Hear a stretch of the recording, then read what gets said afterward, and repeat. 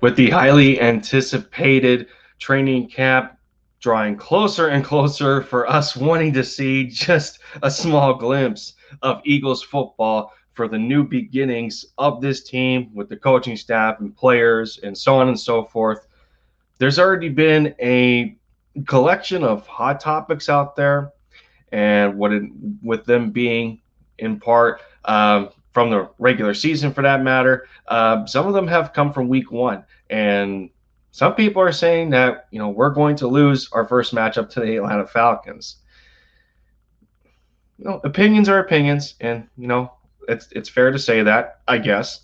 But I thought that I would go in and do some way too early regular season schedule recon for the teams that we face this year in 2021, and we're starting with the Atlanta Falcons.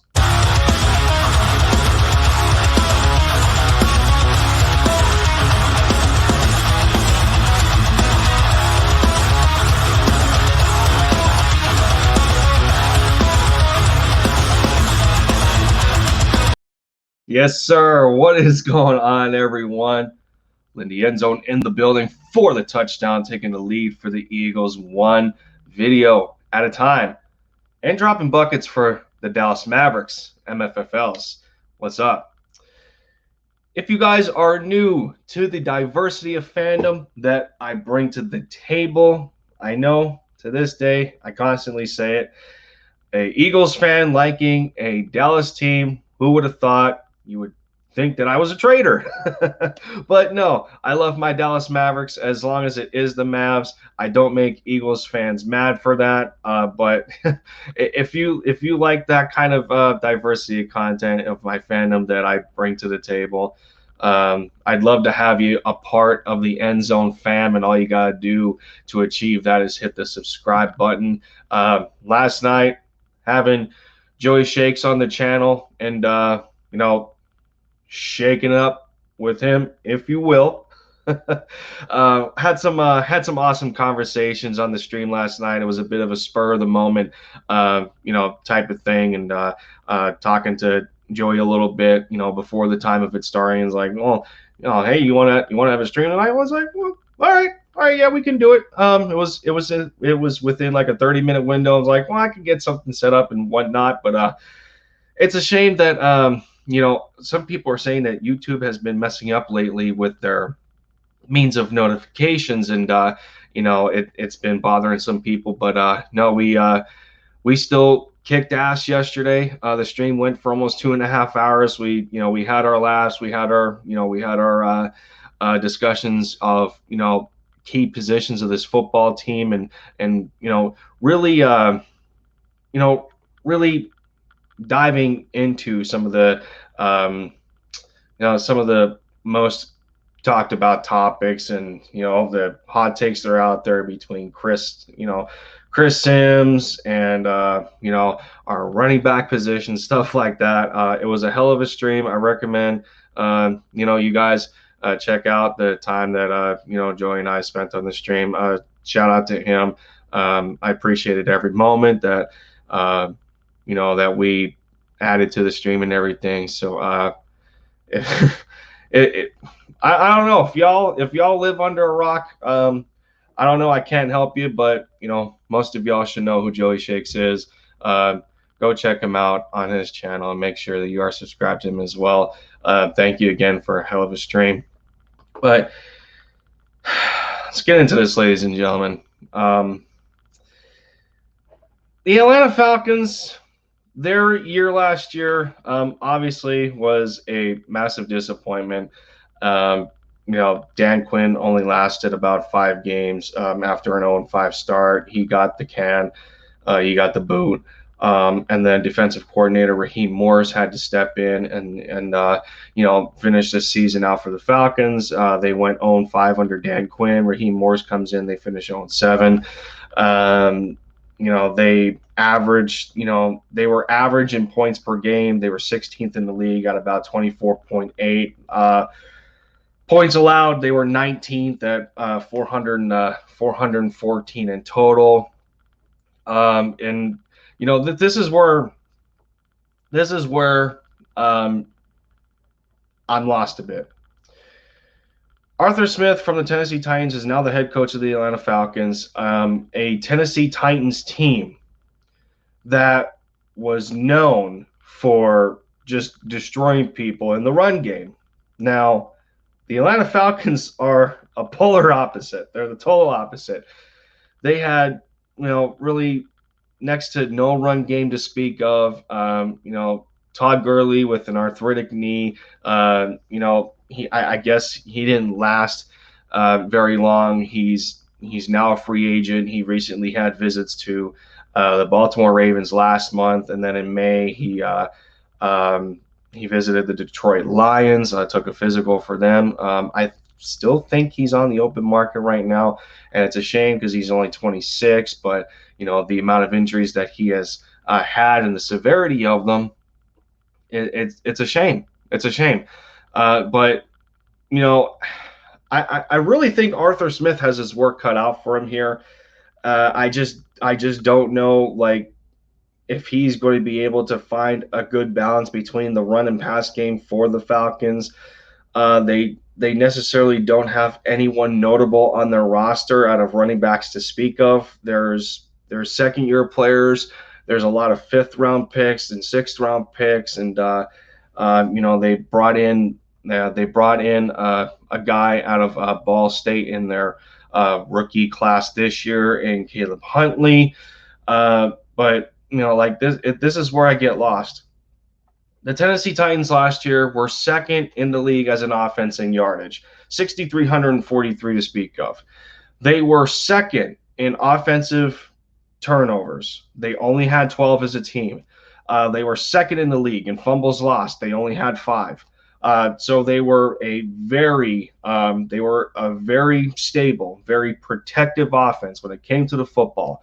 They were 4th in first downs. They were 30th, only 30th in pass attempts, where the Atlanta Falcons were 4th in pass attempts, and they were 5th in yards. The Titans were 30th in pass attempts and 23rd in yards. But this is what happens when you have a very strong run game to back up your quarterback. Ryan Tannehill still threw the 8th most touchdowns in the league at 33, and he had the second fewest interceptions at 7. He was 7th in yards per attempt at 7.2. And then you go to the run game. All across the board in run statistics between attempts, yards, touchdowns, yards per carry, the Tennessee Titans, under that juggernaut of a man in Derrick Henry, were second across the board. They were second in attempts. They were second in yards. They were second in touchdowns with 26, and they were second in yards per carry. You go to the Falcons. The Falcons were 20th in attempts. They were 27th in yards, 22nd in touchdowns, and they were second to last in yards per carry at 3.7. I just, going over the Falcons roster, I mean, I got to tell you guys that Arthur Smith has his work cut out for him. He's going to be I think he's going to be the primary play caller for the Atlanta Falcons, and really devising a lot of good concepts from that, you can guarantee. But as far as a roster to back him up, I just don't see anybody on here that resembles close to a Derrick Henry, or like the only notable running back on this roster that resembles the closest to Todd Gurley would be Quadri Allison, who a second-year player out of Pitt, 6'1", 232. Todd Gurley was 6'1", 224, around that range. But Quadri was a 5th-round pick back in 2019. They have only a 6th-rounder. They took Caleb Huntley in this year's rookie class. And the rest of the running backs are either 5'8" or 5'9". There's one that's 5'10". I mean, I don't know. And then you have articles out there. This one comes from the Falcons Wire.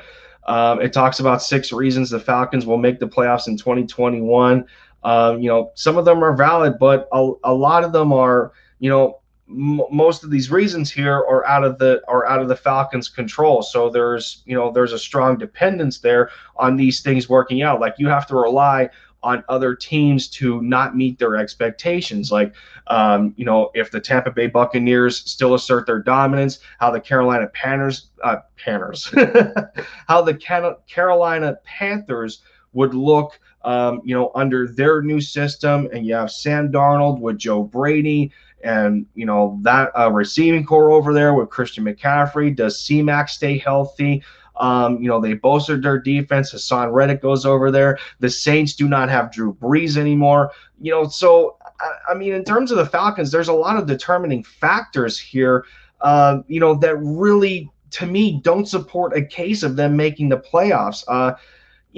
Especially when you bring in a head coach, as a play caller that was able to, utilize what he had in the run game. That was the main focal point for the Titans last year. But that's not to say that they didn't do fantastic in the passing game. I mean, they arguably had 2,000-yard receivers. A.J. Brown was on the cusp of 1,100, and then you had Corey Davis at 984. They both averaged 15 yards per reception.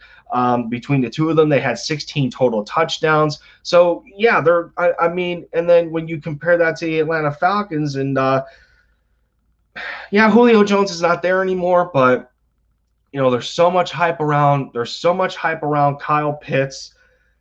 Calvin Ridley is still a stud. He had 90 receptions for almost 1,400 receiving yards. He had 9 touchdowns. So, I mean, at receiver, the Falcons are pretty well set, you would think. Russell Gage for them was another nice option. He had 72 catches for 786 yards. He averaged 11 per reception. He himself had 14 touchdowns. So that's 13 total between Calvin Ridley and I just had his name here, Russell Gage, excuse me. And then they tried to feature Todd Gurley. He had like 678 rushing yards in 15 games. So that's all fine and dandy there. But I mean, I don't know. For a team that really struggled. And this included Julio Jones for a little bit. You take him off the Falcons, and there's going to be a lot of pressure on guys like Hayden Hurst to step up, and carry some of that workload, as receivers. Even though obviously Hayden Hurst is a tight end, but some of that receiving performance. To back up Russell Gage or to back up Calvin Ridley? Are the running backs going to offer you something a little better than what Todd Gurley gave you? How is Kyle Pitts going to look? There's a lot of question marks here. The defense hasn't necessarily been improved. So I don't know. I don't know right now if the Falcons have enough to beat the Eagles, as crazy as that sounds. The Eagles are in similar situations right now, and we know this, but we have a lot of hype surrounding our receiver group right now with the potential there, and Jalen Reagor and Devontae Smith, and if we carry over Greg Ward and Quez Watkins and Travis Fulgham and John Hightower, guys like that. The running game. We have 3 running backs to me that I can guarantee are better than what the Falcons are working with right now.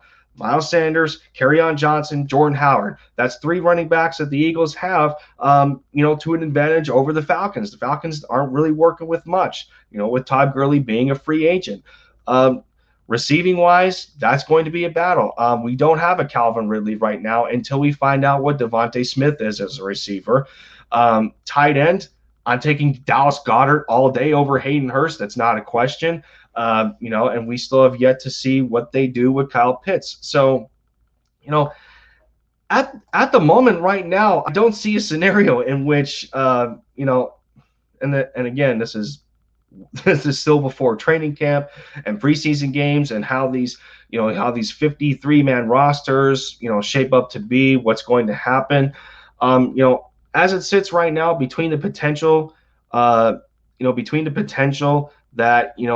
Falcons fans are looking forward to with their team, and then the Eagles fans, Eagles fans for us, uh, it doesn't. I don't know. I think the Eagles have more to look forward to than the Falcons as of right now, and for it just doesn't it doesn't make sense to me right now that all bias aside and fandom aside, I'm not seeing it for the Falcons right now. I'm really not. I mean, they're going to have some sort of advantage in their division. You know, between Carolina and how the Saints look, and is Tampa Bay going to live up to their Super Bowl run again? Or are they going to stay dominant? But from a team standpoint, I'm sorry, I got to take the Eagles over the Falcons.